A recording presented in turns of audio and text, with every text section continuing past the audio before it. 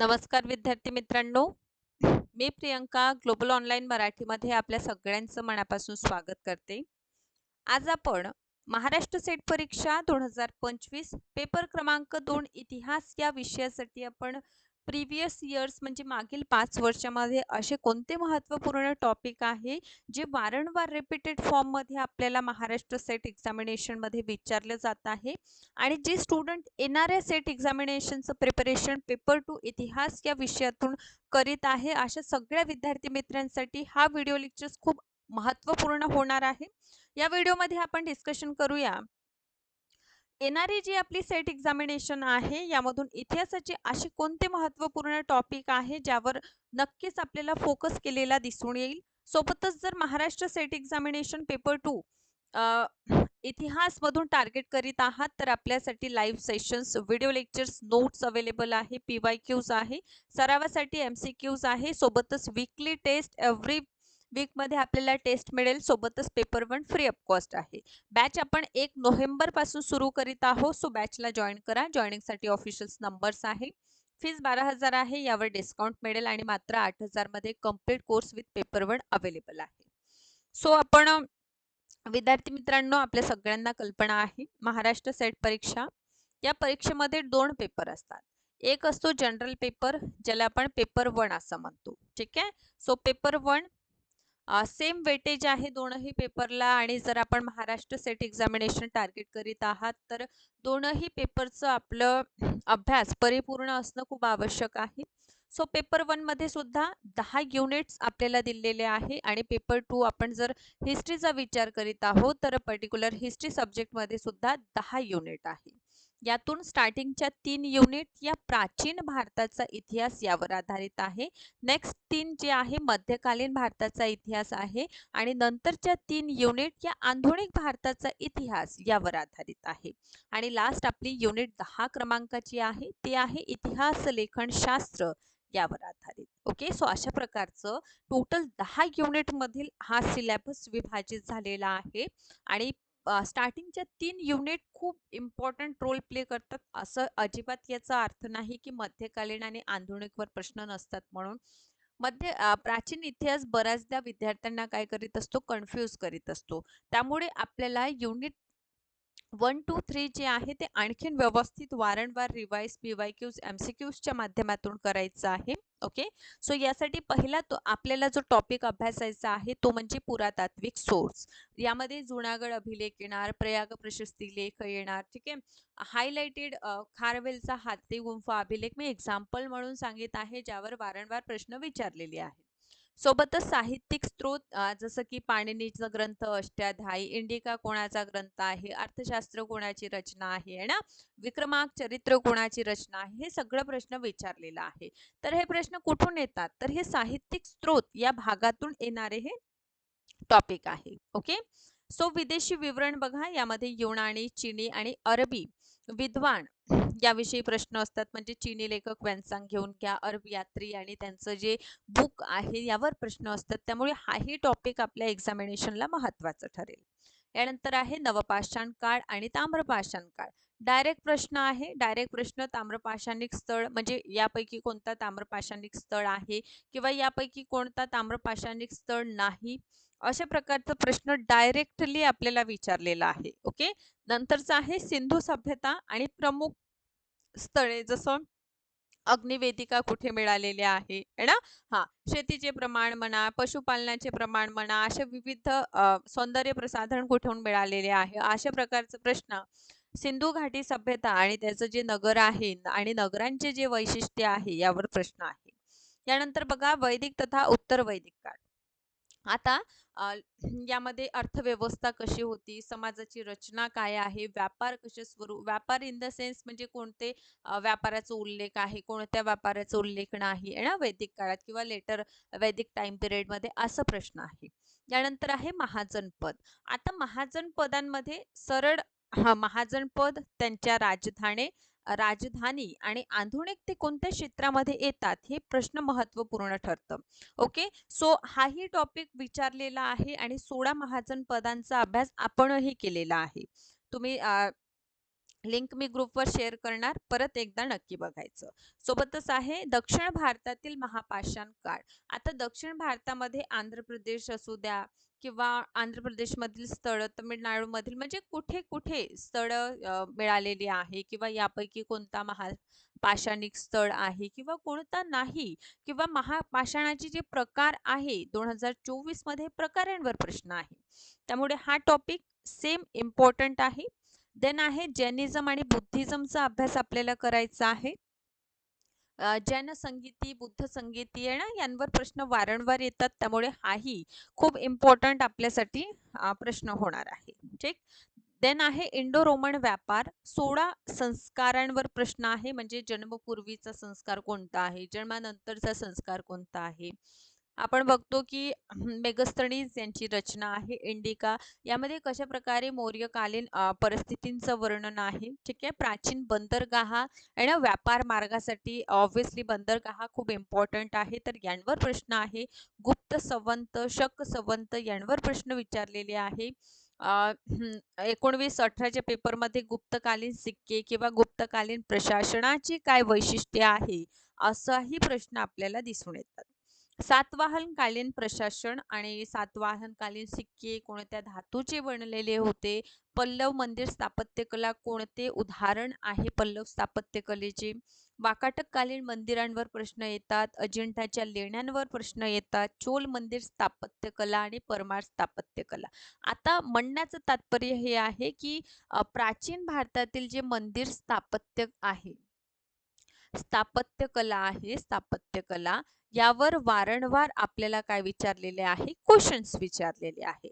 त्यामुळे हा एक महत्वपूर्ण भाग आपल्याला अभ्यास करायचा आहे. ठीक आहे. समोर आपण बघतो युनिट 2. युनिट 2 मधील महत्वाचं आहे मौर्य साम्राज्य, सिकंदरचं आक्रमण आपण बघणार. नंतर मौर्य साम्राज्याकडे वळूया है ना. म्हणजे सिकंदरचं आक्रमण झालं त्यावेळी मगधवर कोणाचं राज्य होतं, अशा प्रकारचं प्रश्न येताना आपल्याला दिसून येतात. त्यामुळे सिकंदरचं आक्रमण आपण अभ्यासूया. मौर्य साम्राज्य आपण संपूर्णतः प्रशासनासोबत आपण याचा अभ्यास करणार आहोत. सातवाहन काल, कुशाण, संगम साहित्य, संगम लिटरेचरवर सुद्धा प्रश्न असतात. गांधार, मथुरा आणि अमरावती शैलींचं काय असं महत्व आहे किंवा कोणत्या प्रकारचं तिथे म्हणजे संगमरमर वापरला आहे, लाल बलुवा पत्थर वापरला आहे किंवा काय असं वैशिष्ट्यपूर्ण आपल्याला या वास्तुकलांच्या शैलीत दिसून येतात, याचा अभ्यास आपल्याला एक्झामिनेशनसाठी करायचा आहे. गुप्त वाकाटक काळमध्ये आपण बघतो राज्यशासन व्यवस्था यावर प्रश्न आहे. वाकाटकांचे जे वैवाहिक संबंध गुप्तांसोबत होते आणि त्यावरही प्रश्न आपल्याला एक्झामिनेशनवर दिसून येतात ना. सो गुप्त सिक्के, गुप्तकालीन मंदिर स्थापत्य कला असू द्या, वाकाटक घराणे असू द्या किंवा हर्षकालीन प्रशासन असू द्या, हा असा महत्वपूर्ण भाग आहे जो युनिट 2 मध्ये आपल्या सगळ्यांना काय होतो, विचारला जातो. ठीक आहे. देन आहे युनिट क्रमांक 3. आता युनिट 3 जे आपल्याला दिसून येतं त्यामध्ये पश्चिमी चालुक्यांचा आपण अभ्यास करतो, राष्ट्रकूटांचा आपण अभ्यास करतो, पल्लवांचा आपल्याला अभ्यास करायचा आहे. चोल, चेर, पांड्य, दक्षिणेतील जे तमिलकम प्रदेश आहे, या तमिलकम प्रदेशाला आपल्याला अभ्यास करायचा आहे. बंगालचे पाल ना, गुर्जर प्रतिहार वंश, सोबतच आपण ब्राह्मणिझम मध्ये आपण वैष्णववाद आणि शैववाद काय आहे याचा सुद्धा आपण अभ्यास करणार आहोत. सो एक्झामिनेशनच्या पॉइंट ऑफ व्ह्यूने हा जो आपला घटक राहणार आहे खूप इम्पॉर्टंट होणार आहे. ठीक आहे. ओके. सो सोबतच लक्षात घ्या हा संपूर्ण युनिट 3 आहे. सोबतच विद्यार्थी मित्रांनो कंप्लीट कोर्स अवेलेबल आहे. ऑफिशियल नंबर्स बघा, या नंबर्सवर कॉन्टॅक्ट करा आणि हिस्ट्रीच्या कोर्सला जॉईन करा. हे PDF सुद्धा मी व्हॉट्सअपवर तुम्हाला प्रोव्हाइड करणार आहे, जेणेकरून आणखीन व्यवस्थितरित्या ह्या टॉपिक तुम्ही बघू शकता. ओके. युनिट 4 मध्ये ऑब्व्हियसली आपलं मध्यकालीन भारताच्या इतिहासाला सुरुवात होतं आणि मध्यकालीन भारताच्या इतिहासामध्ये जसं प्राचीन भारताचे जे सोर्सेस आहे, साधने आहे ना, जसे इम्पॉर्टंट आहे सेम त्याच प्रकारे आपण बघतो मध्यकालीन इतिहासातील जे आपले साधने आहे ते सुद्धा इक्वली इम्पॉर्टंट आहे. ठीक आहे.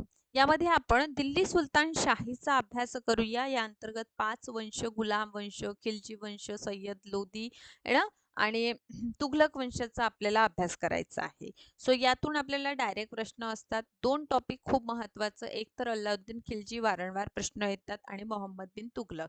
हे मी यापूर्वीही सांगितले आहे, फेवरेट असे टॉपिक आहे आणि या टॉपिकवर हमखास आपल्याला एक्झामिनेशनमध्ये क्वेश्चन्स दिसून येणार.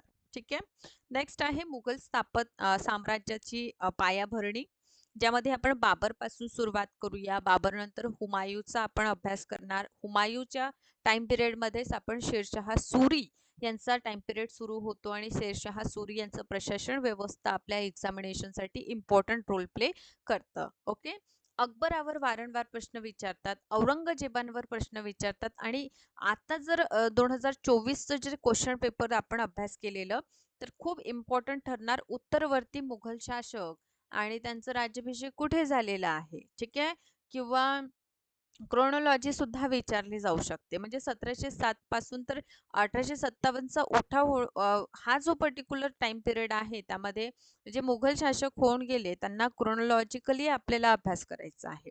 तर हा एक महत्त्वपूर्ण टॉपिक जो करंट आपल्याला एक्झामिनेशनसाठी खूप इम्पॉर्टंट ठरित आहे किंवा यांवर देखील आपल्याला प्रश्न आता करंट मध्ये विचारले जातात. ठीक.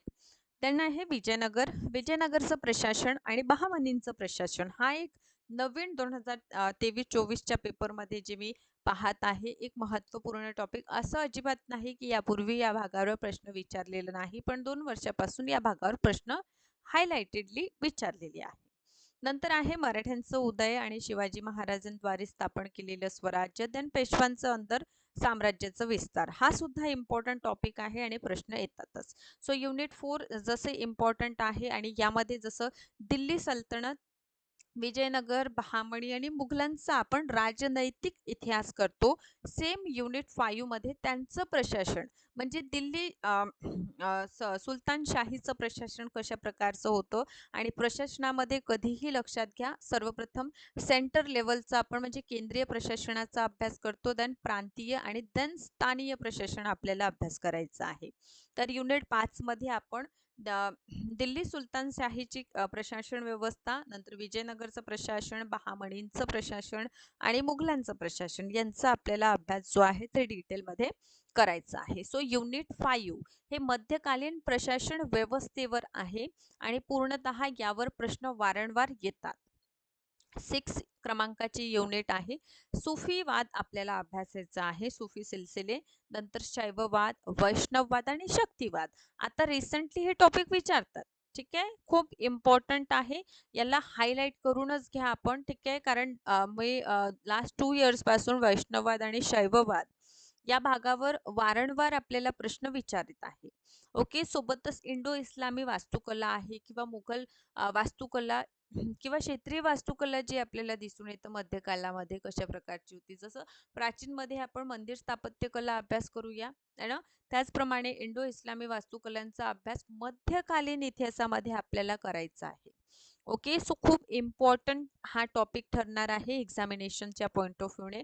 आपण बघतो अकबरावर प्रश्न किंवा अकबरकालीन जे स्थापत्य कला आहे, शहाजहानकालीन आहे, जहांगीरच्या टाइम पिरियड मधील चित्रकला आहे, यांवर प्रश्न असतात. म्हणजे हाही युनिट 6 आपल्या एक्झामिनेशनसाठी महत्त्वपूर्ण रोल जे आहे तो प्ले करताना आपल्याला दिसून येईल. त्यामुळे हाही भाग आपण स्किप करणार नाही. हा संपूर्ण भाग आपल्याला काय करायचा आहे, कव्हर करायचा आहे. ओके. आणि एक पर्टिक्युलर एक्झामिनेशन जर आपण टार्गेट करीत आहोत, तर या एक्झामिनेशनच्या दृष्टिकोनातून काय असं महत्त्वपूर्ण भाग आहे जे आपल्याला एक्झामिनेशन पूर्णतः टार्गेट करण्यासाठी मदत करेल, हे सुद्धा आपल्याला माहीत असावं. यानंतर आहे आपण युनिट क्रमांक 7 कडे आता वळणार आहोत. ठीक आहे. युनिट 7 व्यतिरिक्त हेही महत्त्वपूर्ण आहे. बघूया आपण 7चं. यामध्ये युरोपियनचं आगमन बघूया, इंग्रजांचं, फ्रान्सिसी कसे आले, पोर्तुगीज कशा प्रकारे अडले, डच आहे ना, या सगळ्यांचं. देन आपण बघतो की प्रमुख राज्य म्हणजे बंगाल, ठीक आहे, प्लासी, अवध कुशासनाचा आरोप लावणार, हैदराबाद तैनाती फौजचा स्वीकार करणार, मैसूरला अधिपत्याखाली आणण्यासाठी आपल्याला 4 अँग्लो मैसूर वार करावे लागणार, कर्नाटक आहे ना आणि पंजाबसाठी 2. ठीक आहे. सो यांचा अभ्यास करायचा आहे. ओके. सोबतच आहे 1857चा विद्रोह, कारण आणि प्रभाव यावर सुद्धा प्रश्न येतात. कंपनी क्राउन प्रशासन या डायरेक्टली आपण 1773चा रेग्युलेटिंग ऍक्ट पासून राणीचा जाहीरनामा 1858 पर्यंतचा अभ्यास, डायरेक्टली हा टाइम पिरियड आपल्याला अभ्यास करायचा आहे. ठीक आहे. देन 1909 पासून 1935 पर्यंतचा आपल्याला टाइम पिरियड अभ्यास करायचा आहे. या व्यतिरिक्त दुसरे इंग्रज मैसूर युद्धावर प्रश्न आहे. नागपूर चे भोसलांवर प्रश्न आहे. निजाम म्हणजे हैदराबादवर प्रश्न विचारलेले आहे. मैसूरवरच टिपू सुलतानांवर प्रश्न आहे. बक्सरच्या लढाईवर प्रश्न आहे. पिक्ट इंडिया ऍक्टवर प्रश्न विचारलेले आहे. रेग्युलेटिंग चार्टर ऍक्ट जे आहे त्या सगळ्यांवर प्रश्न वारंवार विचारलेले आहेत. ओके, सो हे हायलाइटेड ज्यावर प्रश्न वारंवार रिपीटेड फॉर्म मध्ये विचारलेला आहे. ठीक आहे. सो यानंतर क्रांतिकारी विषयी आपण अभ्यास करूया. आधुनिक काळ आणि जे बुक आहे, बुकचे नाव, ठीक आहे, आणि ऑथर हे एक महत्त्वपूर्ण घटक जो विचारलं जातं. ठीक आहे. भारत चीन युद्ध, ऑपरेशन विजय काय आहे, ब्लॅक डेट काय आहे, शीत युद्ध काय कधी झालं, ठीक आहे, याचा परिणाम काय झालं, असंही प्रश्न यापूर्वी एक्झामिनेशन मध्ये आलेला आहे. ठीक आहे. चला, युनिट 8चा जर आपण विचार केलेलं, कृषींचा विस्तार आणि कशा प्रकारे कृषीला वाणिज्यिक स्वरूप प्राप्त होणार आहे हे बघायचं आहे. म्हणजे काय, रयतवाडी, कायमधारा पद्धत आपण बघतोय ना, महलवाडी व्यवस्था बघतोय, ह्या पद्धती सोबतच आपण भूबंदोबस्तामध्ये या पद्धतींचा अभ्यास करणार आहोत. कारखाना कानून याचं स्वरूप काय होतं, कधी कधी फॅक्टरीज ऍक्ट आलेले आहे, हे बघूया. मजदूर संघांचं आंदोलन, ठीक आहे. बँकिंग मुद्रा म्हणजे बँकाची सुरुवात कशी झाली, रेल्वेची सुरुवात कशी झाली, दुष्काळ आलेलं तर दुष्काळ निवारण्यासाठी कशा पद्धतीने आयोगाचं एस्टॅब्लिशमेंट झालेली आहे, कोणता आयोग कधी आलेला आहे, त्याचं नाव काय आहे, वैशिष्ट्य काय आहे, हे सुद्धा आधुनिक भारताच्या इतिहासामध्ये आपल्याला अभ्यास करावा लागतं. नंतर आहे जनजातीय आणि शेतकरी आंदोलन, यावर रिसेंटली 2024 मध्ये सुद्धा प्रश्न आलेला आहे. ओके, सो इम्पॉर्टंट आहे. देन आपल्याला डायरेक्ट युनिट 9 आधुनिक भारताचे इतिहास, यामध्ये एक मोठा पर्टिक्युलर टाइम पिरियड आपल्याला बघायचा आहे. आणि लक्षात घ्या, हे जर स्पेसिफिक स्टेप बाय स्टेप सगळ्या गोष्टी आपल्याला अभ्यास करायचा आहे. सो आजच म्हणजे एक्झामिनेशनच्या नोटिफिकेशनचं वाट न बघता, ठीक आहे, कारण एक्झामिनेशन नक्कीच मार्च एप्रिल पर्यंत आपल्याला होताना दिसून येईल ना. डायरेक्टली आपण आज जरी आपण कोर्सला जॉईन करून घेतलेलं तर नक्कीच आपल्याला समोरची जी परीक्षा आहे ही परीक्षा टार्गेट करण्यासाठी मदत होईल. ठीक आहे, कारण एक्झामिनेशनच्या 2 महिन्या अगोदर सगळ्या गोष्टी करण्यापेक्षा जर आपण सुरुवातीपासूनच या गोष्टींना सुरळीतपणे अभ्यास केलेलं तर कोणत्याही एक्झामिनेशनसाठी ते खूपच इम्पॉर्टंट असतं. ओके, सो देन युनिट 9 मध्ये आपण इंडियन नॅशनल काँग्रेस 1885 पासून 1920, 1920 पासून 1947 पर्यंत टाइम पिरियड आपण अभ्यासूया. ठीक आहे. स्वातंत्र्यता आणि त्यानंतर विभाजन आहे ना, आणि काश्मीर, हैदराबाद, जुनागड या संबंधित विलिनीकरणाच्या काय समस्या निर्माण झालेलं आणि कशा प्रकारे त्यावर तोडगा निघाला हे बघावं लागेल आहे ना. B.R. आंबेडकर यांच्याद्वारे भारतीय संविधानाचे निर्माण आणि त्या संविधानाचे काय असं वैशिष्ट्य आहे हे सुद्धा आपल्याला काय करायचं आहे, अभ्यास करायचा आहे. यासोबतच काही महत्त्वपूर्ण प्रश्न जी विचारलेली आहे. पोर्तुगीज व्हॉइसरायनवर प्रश्न आहे. युरोपियन जे आहे यांवर म्हणजे पोर्तुगाली, डच, फ्रान्सिसी, ब्रिटिश, डेनिश कंपनी यांवर प्रश्न विचारलेले आहे. राजा राममोहन रॉय आणि त्यांच्याद्वारे स्थापन करण्यात आलेलं ब्रह्म समाज यावर प्रश्न आहे. 1857चा उठावावर प्रश्न असले तरीही उठावाविषयी जी स्टेटमेंट केलेली आहे म्हणजे पर्टिक्युलर विधाने जे केलेली आहे या विधानांवर प्रश्न आहे. पुणा सार्वजनिक सभा असू द्या, सर सय्यद अहमद खान, महात्मा गांधीजी कुक्का आंदोलन, असहकार चळवळ, हे असे महत्त्वपूर्ण टॉपिक आहे जे वारंवार विचारले जातात.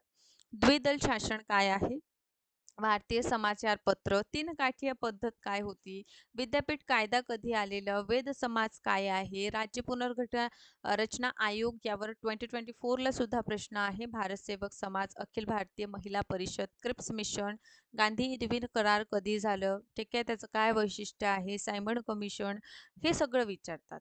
ओके, आणि हे संपूर्ण PDF सुद्धा मी तुम्हाला व्हॉट्सअप ग्रुपमध्ये प्रोव्हाइड करणार आहे, जेणेकरून आपण या PDFचं रीड आउट करू शकता आणि व्यवस्थितरित्या या बारीक बारीक गोष्टी जी आहे त्याला नोट डाऊन करा. ठीक आहे. चला, भक्ती आंदोलन विचारतात 1857 पूर्वी जे संस्था होत्या इंडियन नॅशनल काँग्रेस पूर्वीच्या. ठीक आहे. किंवा 1857 पूर्वीची रॉयल सोसायटी आहे यांचं विचारतात. गव्हर्नर जनरल, विधवा विवाह संस्था, दादाभाई नौरोजींवर प्रश्न आहे. काँग्रेसच्या अधिवेशनांवर वारंवार प्रश्न विचारले जातात. ठीक आहे. सशस्त्र क्रांतिकारी चळवळ आणि यावर प्रश्न वारंवार असतात. या व्यतिरिक्त काही महत्त्वपूर्ण भाग, सशस्त्र क्रांतिकारी, भारत छोडो आणि सुभाषचंद्र बोस, जवाहरलाल नेहरू यांचे बुक्स जे आहे यांवर प्रश्न आहे. रिझर्व्ह बँक ऑफ इंडियाची स्थापना कशा प्रकारे झालेली आहे. हे सगळे असे टॉपिक आहे जे विचारतात.